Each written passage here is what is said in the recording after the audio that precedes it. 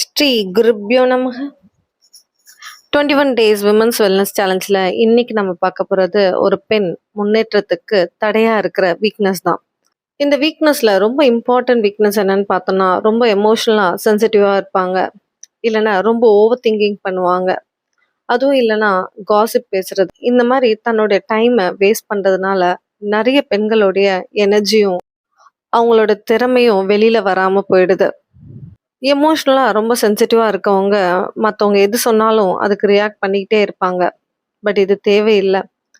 புத்தர் ஒரு நாள் தன்னை திட்டிகிட்டே ஒருத்தர் வந்துட்டே இருந்தாராம். பட் அவர் டெய்லியும் திட்டினாலுமே அவர் எதுவும் பேசவே இல்லையாம். ஒரு நாள் அந்த புத்தர்கிட்ட அவர் கேட்டாராம், நான் எவ்வளோ திட்டினாலும் நீங்கள் அமைதியாக இருக்கீங்களே அப்படின்னுட்டு. அதுக்கு புத்தர் சொன்னாராம், நீங்கள் ஒரு கிஃப்டை எனக்கு கொடுத்து நான் வேண்டாம்னு சொல்லிட்டா அது யாருக்கு சொந்தம்ன்ட்டு. அது எனக்கு தான் சொந்தம்னு அவர் சொன்னாராம். அப்போ நீங்கள் பேசுனது எதையுமே நான் ஏற்றுக்கவே இல்லை, அப்போ அதுக்கு உரியவங்க நீங்கள் தானே அப்படின்னு சொல்லியிருந்தாராம். அந்த மாதிரி எல்லா விஷயத்துக்கும் நம்ம பதில் சொல்லணுன்ற அவசியம் கிடையாது. மௌனம் தான் ஒரு சக்தி வாய்ந்த ஆயுதம்.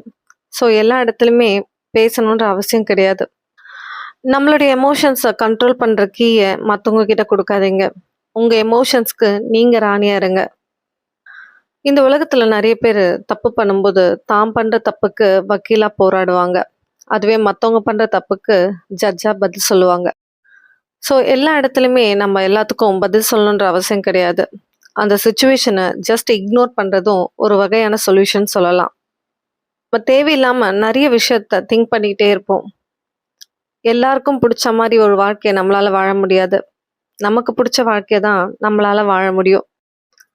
அந்த வாழ்க்கையிலையும் நம்மளை குறை சொல்கிறவங்கள ஜஸ்ட் இக்னோர் பண்ணிட்டு நமக்கு பிடிச்ச வாழ்க்கையை ஹாப்பியாக சந்தோஷமாக வாழலாம்.